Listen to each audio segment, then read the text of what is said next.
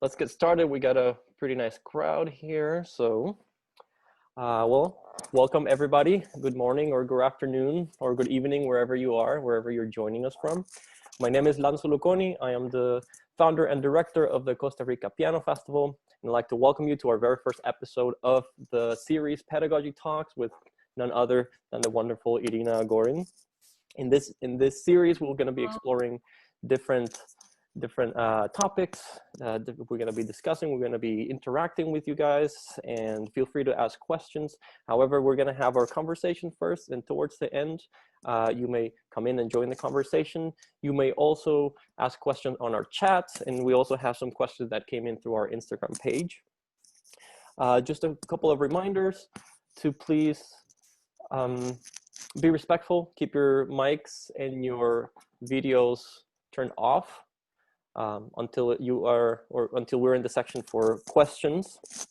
And well, I'd like to now give the floor and present to you Irina Gorin, was a wonderful pianist, a wonderful pedagogue, and just a wonderful person. She's had so many incredible students. Her experience has allowed pianists from very young age to very advanced to pursue a musical career with great success.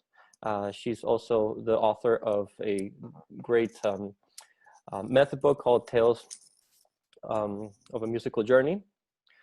And well, without further ado, Irina, thank you for joining us. Today's topic we're going to talk about is how we are dealing with these strange times. You know, it seems like our world was just flipped upside down, and there's many different ways in which people adapt to crises like these. So the first thing I'd like to know from you and from your experience is how are you dealing with this new COVID-19 world? Hello, everyone, and thank you, Lanzo, for inviting me. I'm very humbled and honored to be here. To answer your question, I'm trying to deal as best as I can. Of course, it's a huge learning curve for me, as I'm sure for many teachers. I know there are some teachers who are really pros with technology. I'm not one of them. So I was trying to learn, but I always remember that if there is a door that is shut, there is always a window that can be opened. And that's what I think happened with most of us. We found that windows through technology, so our students don't lose the momentum of learning and continued over these 3 months of isolation, of not being able to have face-to-face lessons. And of course, the main obstacle is, I would say there are a couple obstacles, very important, is sound that we can hear on our end that is practically impossible to work on, and not being able to physically help the student because we are so far away. And especially it's concerning the young students when teaching is basically hands-on experience.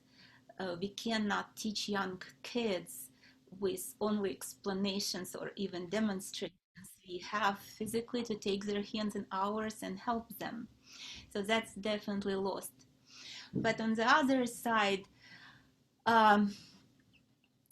we saw how our students practice at home, what their working place look like, what instruments they're playing on, how they sit at the piano, and because of this opportunity, we can correct a lot of things. So that's, I think, is a good, something good that came out of this situation. About the sound, I know a lot of teachers, excuse me, invested in pretty expensive equipment. And at first I was panicking and thinking what I have to buy to get it better. But I did realize that unless the student has the same type of equipment and very strong connection, nothing is gonna work.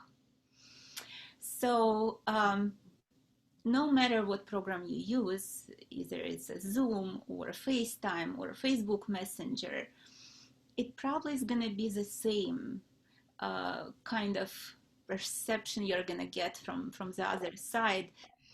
But it is the most important that internet connection is strong, and students at least use a computer other than cell phone, because cell phones don't get as much quality as possible.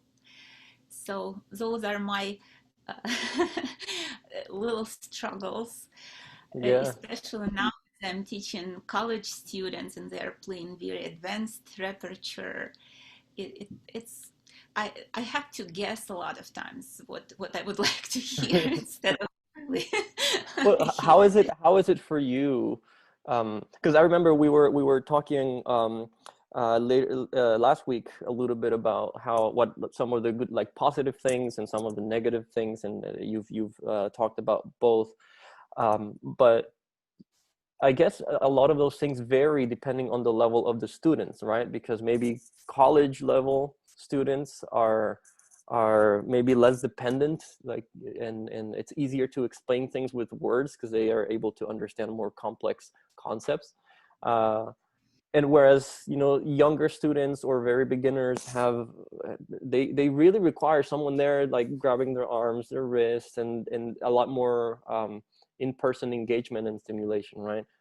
um, and and also there's the technological side, right? There's a generation that is very maybe different from yours and mine, right? They were born with this. They already know. It's almost like it's a chip in their brain that already knows how to use the computer, how to use the phone. They already know every platform. They know how to work it, and if they don't, they can learn maybe faster than they can learn piano.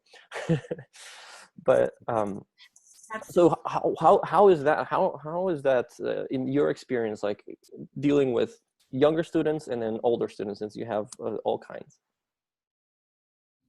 Right now, I'm not teaching young students because my full-time job is in college right now. So Right. basically, I'm at home teaching online my college students. I can tell that it would be, for me personally, practically impossible to teach young students. I can even imagine how teachers struggle with that. But even with college students, um, uh, there are a lot of struggles, especially some of them are in countries like Indonesia and Thailand, and they don't even have internet connection. So we still manage. They send me recordings and I comment on every little thing I can and send it back to them so we can exchange.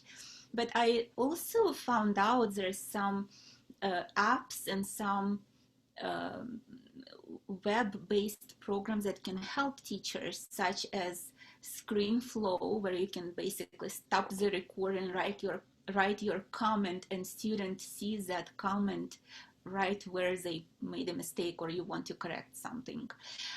There is a web-based platform called Musical where you can actually write to student everything, and they can upload their recording, you can upload your recording. Mm. So we do learn a lot of things, and that's great. I love learning. That's what I do my whole life. Right, right. So I guess that's one of the most important things as educators, almost in any field, right? Is you're only as good as you're learning, right? Because if you stop learning, then you don't have as much Never stop to learning. give. That's wonderful. You, how are you dealing with all these? Um, so it's gone through different stages, at the beginning, and I'm sure, like most people, it's like what just happened? Like, my career is over, and all this dramatic thoughts come. But then you start sort of, having conversations with your students, with your colleagues, see how they're dealing with it. And I think that's why these spaces are so important. So at the beginning, I just said, okay, well, it seems like everyone is transitioning to online. People have been doing it before COVID, but we never really, thought of it as like an alternative, really. Maybe it's just an option for just certain situations, but not as a new normal. And to my surprise, my students and their parents, although obviously they were not like super happy, but they were very positive about it. They had a very good attitude, and they said, okay, what else can we do? Is either stop or this is our best alternative. So I really love the attitude. And I've been learning about the platforms. I've been learning about different programs. I recently learned that which I love. Like, I was thinking, how can I make this experience as close as the in-person experience? And what I did was I downloaded the there's many of these apps, but this one is the one that I found that was free. It's the Adobe Acrobat Reader, the PDF reader. There is an option to share PDFs in real time. So I'll be sitting here at the piano with my iPad, and I share the PDF version of the score, of the music that they're playing. And I can actually make annotations. I have a little stylus pen here, which is a magnetic pen that I can write on the iPad. And I'll write things, and then on their end in the iPad, it shows in real time. Right, so that's like just little things that I found very, very helpful. Plus, it has like different colors and different shapes, and I can highlight, and it has some advantages to just having my regular pen or pencil in the in-person lesson. So that's. And I would like, yeah. And I would like to mention that I'm so grateful to Facebook for creating so many groups to help teachers right away. They were like, the day the lockdowns happened, there were tons of Facebook groups, and teachers were so generous, sharing, those who had knowledge, sharing their tools.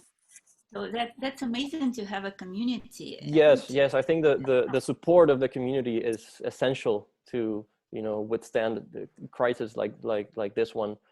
And I think thanks to that, we were able to sustain our projects, our business, our mission as educators. So you're absolutely right. The support, like when we come together, we're so much stronger. And we've realized this. So I have somebody asking a question here. Can you share with us the names of the apps? So what are the names of the apps that you mentioned earlier? One is called ScreenFlow. ScreenFlow. And the other one is Musico. Musico. Okay. All right. And in my case, I mentioned the Adobe Acrobat PDF Reader, which for me is an incredible tool, because that's one of my frustrations. Like I want to tell them, do this here, and I can't, but now I can, and I've been doing it, and it works. All right, so I think we can start, interacting with our audience here. I see there's quite a bit of people. And so feel free to ask any questions or chime in with what you've been experiencing. So make sure you use the raise hand option so we can go one at a time. And while people are getting ready, I'm going to share one of the questions that came in through our Instagram. Says here, how do you deal with resistance from parents about online lessons? Do you have any advice?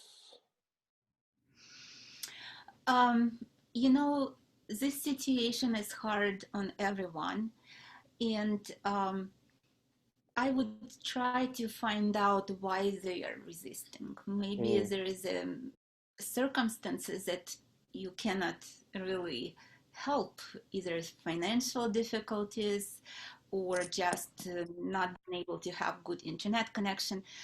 But if they just resist the idea of online lesson, I think the main reason is that if we stop and don't have lessons for 3, 4, or who knows how long time, the kids most likely will lose interest because they lost the momentum, and it will be very hard to get them back on track. And also they'll feel very discouraged because they'll forget a lot of things, and even if they get back to lessons, they might feel a lot of frustration, and it will be a hard time for both teacher and student to resume the lessons after such a long break.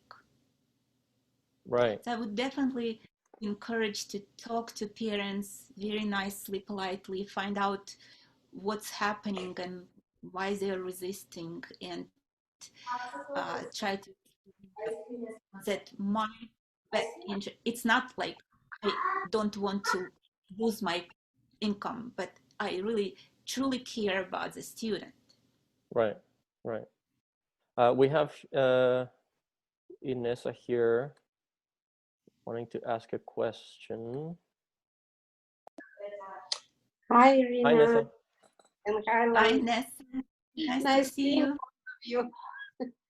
My question is, are you planning on going back on face-to-face in-person lessons? Because I was brave enough to offer it to my students, and half of them are ready to do it. But I wonder what's your thoughts on that? And I'm going to mute myself because my grandson is in another room. So I don't want him to interrupt, but I'll be listening.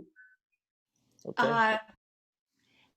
Again, as I'm not teaching school grade kids right now, only college students, I am definitely planning to go back to China at some point and resume face-to-face lesson. But of course, I hear from a lot of teachers, and I know a lot of them already resumed face-to-face lessons, even though they still take some precautions like wearing masks, cleaning the keys after each student, taking little breaks to refresh the air in the room, disinfect. But I I think that's the best solution to resume, as long as student family and you are feeling safe to start resuming face-to-face lesson, because online teaching cannot substitute face-to-face. It could be a temporary solution, but not a substitution of face-to-face lessons. But it is important that both sides feel safe and comfortable. Right.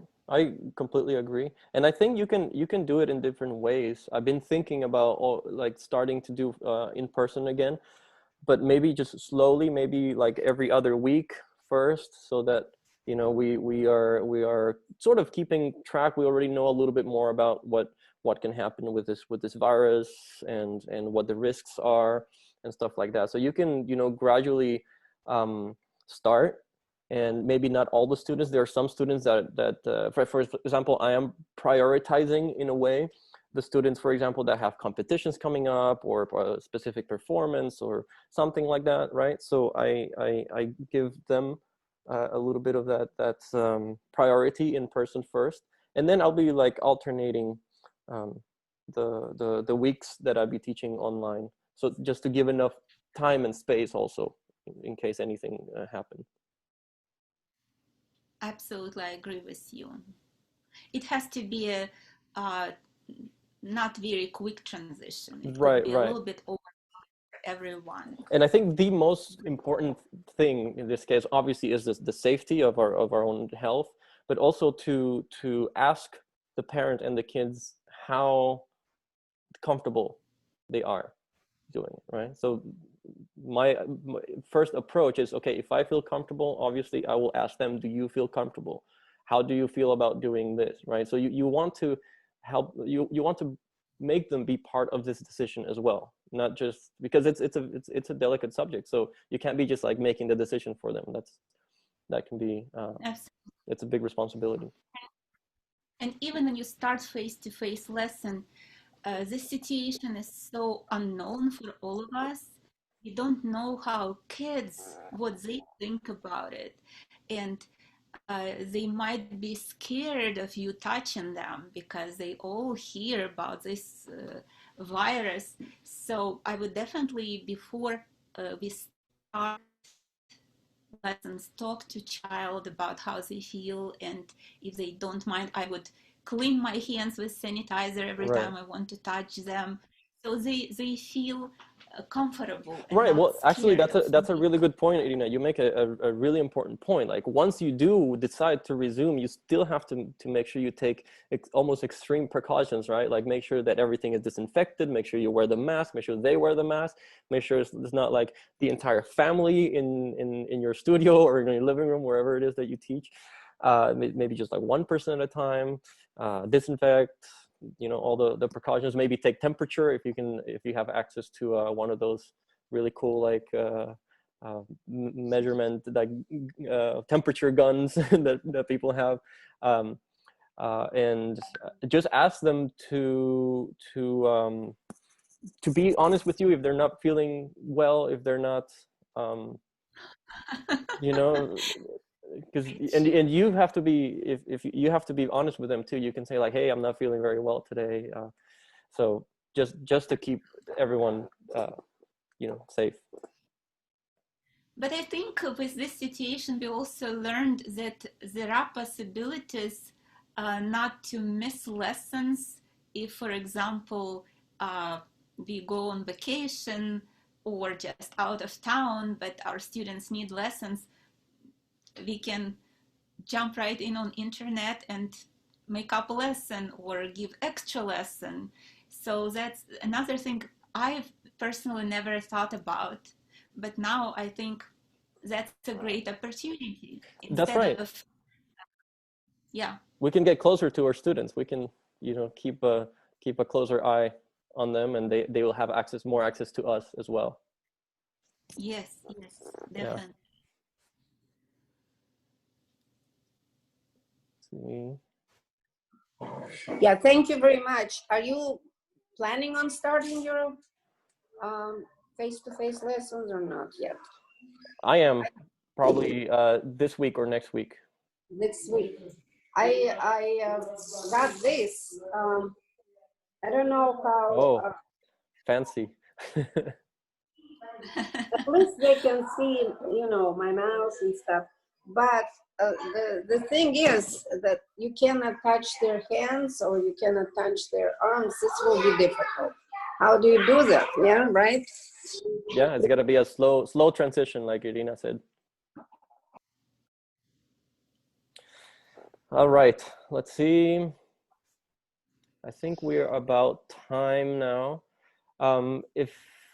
If any of you have any more questions, so feel free to submit them. We'll try to get to them perhaps next time. And well, for now, I'd like to thank everybody who joined us. I'd like to thank Irina for your input, your expertise. This is so helpful and so inspiring for all of us. And for our students as well. The impact of this information can actually go very far. And well, this is the very first episode of our Pedagogy Talks. Every week we're going to have a different topic. We'll be having different discussions. And so I want to invite you to, stay tuned with us next week, next Monday, same time. It's 10 a.m. Eastern time, 1 p.m. 10 a.m. Pacific time, and 1 p.m. Eastern time. For those of you that are in Costa Rica following us, it would be 11 a.m. there. And well, if you find these talks useful, if you find them inspiring, please keep joining us, and eventually, hopefully, you will be considering signing up for the workshop during the Costa Rica Piano Festival that we'll be having online, where Irina is going to talk about all sorts of educational topics in depth that you can start applying right away with your students. So thank you everyone for joining us, and we will see you next week. Thank you. Bye-bye. Thank you, Irina. Take care. Thank you. Bye-bye. Bye.